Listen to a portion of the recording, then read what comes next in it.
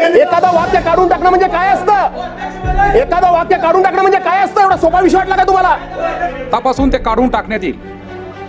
एक मिनिट अध्यक्ष महोदय, राज्यपालांचं भाषण आहे. राज्यपालांचं भाषण आहे. सन्माननीय सदस्य, या ठिकाणी पंकजाबाई मुंडे बसले, काय काढून टाकलं? काय माझा औषध शब्द आहे? माननीय सदस्य 2 मिनिटांमध्ये कन्क्लूड करा. ऐकूनच घेणार नाही का तुम्ही? किती घ्यायचं ते आम्ही ठरवायचं अध्यक्ष महोदय. आपण असं करू नका. 2 मिनिटं वगैरे मला कसं काय बजावणार अध्यक्ष महोदय? अजिबात चालणार नाही अध्यक्ष महोदय. राज्यपालांनी तुम्हाला कधी बोलावलं हे तुम्ही सांगितलं पाहिजे. राज्यपालांच्याकडे तुम्ही आम्हाला निमंत्रित करा म्हणून सांगण्याकरता यादी कधी होऊन गेलात हे महाराष्ट्राला तुम्ही सांगितलं पाहिजे. माझ्या माहितीप्रमाणे तुम्ही गेलातच नाही. एकनाथराव शिंदेनी स्वतःच्या पक्षाचा गटनेता म्हणून एकनाथराव शिंदेच्या आमदारांनी एकनाथराव शिंदेची निवड केली. अजितदादा पवारांच्या पक्षानं अजितदादा पवार म्हणून त्यांच्या गटनेत्यांची गटनेता म्हणून निवड केली. पण माननीय देवेंद्र फडणवीस जे आमचे राज्याचे आताचे मुख्यमंत्री आहेत, त्यांची निवड कधी झाली? त्यांची निवड झाली 4 डिसेंबर 2011ला. आपल्या केंद्रीय अर्थमंत्री सीतारामन आणि तिथले आमचे गुजरातचे माननीय मुख्यमंत्री रुपानीजी ना माजी मुख्यमंत्री रुपानीजी ते आले आणि त्याच्यानंतर 11 वाजता बैठक झाली. आणि 11 वाजता बैठक झाल्यानंतर 4 तारखेला हे 3 पक्षाचे 3 नेते राज्यपाल महोदयांच्याकडे गेले की आम्हाला शपथ घ्यायची आहे. त्याच्यानंतर 4 तारखेला गेले. आठवण करा, हे 4 तारखेला गेले. पण प्रत्यक्षपणे आझाद मैदानावर ते ज्या ठिकाणी शपथ घेणार होते त्या मंडपाचं काम कधी सुरू झालं? त्या मंडपाचं काम कुणी सुरू केलं? त्या मंडपाचं काम कोणाकरता सुरू केलं? कोण मुख्यमंत्री होणार होता? कुणी ठरवलं? राज्यपाल महोदयांनी ठरवलं की आणखी कुणी ठरवलं? हे घटनात्मक पद जर असेल तर या घटनात्मक पदाचा अधिकार काय? हा माझा खरा प्रश्न, माझा धोरणात्मक प्रश्न आहे. माझा टीकात्मक प्रश्न घेऊ नका. घ्यायचा कसा तो काही घ्या. कुणी ठरवलं? 22 मुख्यमंत्री येणार आहेत 5 तारखेला. देशातले 22 मुख्यमंत्री येणार आहेत. राज्यात देशाचे पंतप्रधान माननीय नरेंद्रभाई मोदी त्या ठिकाणी शपथविधीला येणार आहेत. त्या ठिकाणी गृहमंत्री महोदय येणार आहेत.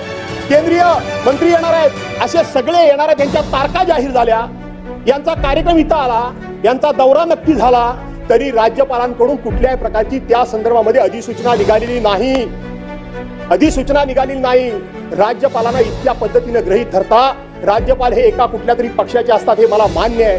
पण त्या खुर्चीवर बसल्यानंतर किमान त्या पदाची गरिमा राहिली पाहिजे. त्या पदाचा मान सन्मान राहिला पाहिजे. त्या पदाचं महत्व राहिलं पाहिजे. याचं भान राज्यपाल महोदयांना आहे की नाही? याचं भान राज्यपाल महोदयांना आहे की नाही? सन्माननीय सदस्य, राज्यपालाचं अभिभाषण सन्माननीय सदस्य, हे वाक्य काढून टाकावं अशी माझी आपल्याकडे मागणी आहे. तपासून ते काढून टाकण्यात येईल. 1 मिनिट अध्यक्ष महोदय, राज्यपालांचं भाषण आहे. सन्माननीय सदस्य, तुम्हाला काय लक्षात येतं अध्यक्ष महोदय?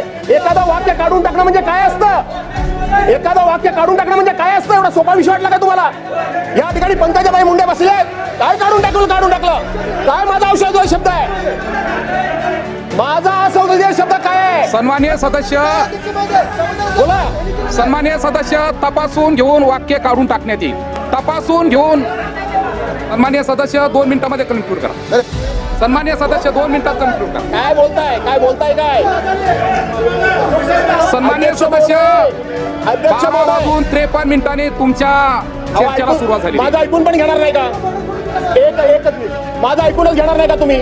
अध्यक्ष महोदय, माननीय अध्यक्ष महोदयांनी या चर्चेकरता 2 दिवसामध्ये 7 तासाची वेळ चर्चेला दिलेली आहे. आणि त्याच्यामध्ये निम्मा वेळ मंत्र्यांच्या भाषणासह इकडं आणि निम्मा वेळ इकडं. किती घ्यायचं ते आम्ही ठरवायचं अध्यक्ष महोदय. आपण असं करू नका. 2 मिनिटं वगैरे मला कसं काय बजावणार अध्यक्ष महोदय? अजिबात चालणार नाही अध्यक्ष महोदय. सन्माननीय सदस्य, बोलायला सुरुवात करा. असं बोला. तुम्ही सांगा त्यांना बोलायला सुरुवात करा.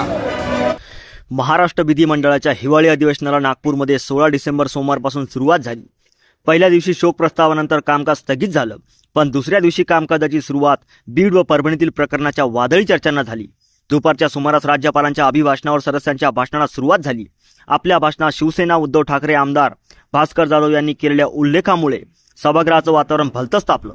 वाद एवढा वाढला की भर विधानसभेत भाजपा आमदार राधाकृष्ण विखे पाटील यांनी भास्कर जाधवांना वैचारिक दिवाळीखोरीचं प्रदर्शन करू नका असं म्हटल्यामुळे यावरून वाद होण्याची शक्यता आहे. राज्यपालांच्या अभिभाषणावरील चर्चेत भास्कर जाधव यांनी भाषणाला सुरुवात करताच राज्यपालांची परवानगी न घेताच सत्ताधाऱ्यांनी शपथविधीचा दिवस, वेळ आणि ठिकाण निश्चित करून टाकल्याचा दावा केला. या सरकारनं 5 डिसेंबरला संध्याकाळी 5 वाजता शपथ घेतली. निवडणूक झाल्यानंतर दुसऱ्या पक्षाला सरकार बनवायचं असेल तर आधी राज्यपालांनी बहुमत असणाऱ्या पक्षाला निमंत्रित करावं लागतं. त्यांनी निमंत्रित केलं नाही तर सरकार बनवू इच्छितो त्या पक्षांना समर्थन देणाऱ्या पक्षाची यादी घेऊन राज्यपालांकडे जावं लागतं. ते गेले नाहीत तर राज्यपालांनी सर्वात मोठ्या पक्षाला विचारायचं असतं की आपण सरकार बनवू इच्छिता का. त्यासाठी राज्यपालांनी शपथविधीची तारीख जाहीर करायची असते. ते राज्यपालांनी सांगायचं असतं. शपथविधीची जागा बदलायची असेल तरी देखील राज्यपालांनी परवानगी द्यावी लागते, असं भास्कर जाधव म्हणाले. राज्यपालांनी तुम्हाला सरकार स्थापनेसाठी कधी बोलवलं, राज्यपालाकडे पाठिंब्याची यादी कधी घेऊन गेलात हे महाराष्ट्राला सांगितलं पाहिजे. माझ्या माहितीप्रमाणे तुम्ही गेलातच नाही. एकनाथ शिंदे, अजित पवार यांच्या पक्षांनी त्यांच्या गटनेत्याची निवड केली, पण देवेंद्र फडणवीसांची निवड 4 डिसेंबरला झाली. त्यानंतर 4 तारखेला 3 पक्षाचे 3 नेते राज्यपालाकडे गेले की आपल्याला शपथ घ्यायची आहे. पण आझाद मैदानात शपथविधीच्या मंडपाचं काम कधी सुरू झालं, कोणी केलं, कोणी ठरवलं, राज्यपालांनी ठरवलं की आणखी कोणी ठरवलं. 22 मुख्यमंत्री शपथविधीला येणार आहेत असं सांगितलं. देशाचे पंतप्रधान येणार हेही सांगितलं. केंद्रीय गृहमंत्री, इतर मंत्री येणार असंही जाहीर झालं. त्यांचे दौरेही नक्की झाले. तरीही राज्यपालाकडून त्या संदर्भातली कोणतीही अधिसूचना निघाली नाही. राज्यपालांना असं गृहीत धरलं गेलं असंही भास्कर जाधवांनी नमूद केलं. दरम्यान भास्कर जाधवांच्या उल्लेखावर विखे पाटील यांनी आक्षेप घेतला. विरोधी पक्षाचा आक्षेप काय आहे हे कळत नाही. ही मंडळी इतकी वैफल्यग्रस्त झाली आहे की अध्यक्षांचाही अवमान करण्यापर्यंत त्यांची मजल गेली आहे. वारंवार अध्यक्षावर आक्षेप घेण्याचं काम चालू आहे. भास्कर जाधव यांनी सभागृहाची गरिमा कायम ठेवावी. त्यांनी राज्यपालाबाबतच्या विधानाबाबत माफी मागायला हवी असं त्यांनी म्हणताच पुन्हा एकदा भास्कर जाधवांनी हल्लाबोल केला. राधाकृष्ण विखे पाटीलजी, तुम्ही कान साफ करा. तुमच्यासारख्या ज्येष्ठ सदस्यांना असं बोलू नये. राज्यपालांनी मराठी भाषेला अभिजात भाषेचा दर्जा मिळाल्याचा मुद्दा मांडला. मुळात एवढं बहुमत असताना विरोधी पक्षाची मतं ऐकून घेण्याची लेवल सत्ताधाऱ्यांमध्ये नाही. राधाकृष्ण विखे पाटील यांच्यासारखे ज्येष्ठ सदस्यानं वारंवार उभं राहणं शोभणार नाही असं भास्कर जाधव म्हणाले.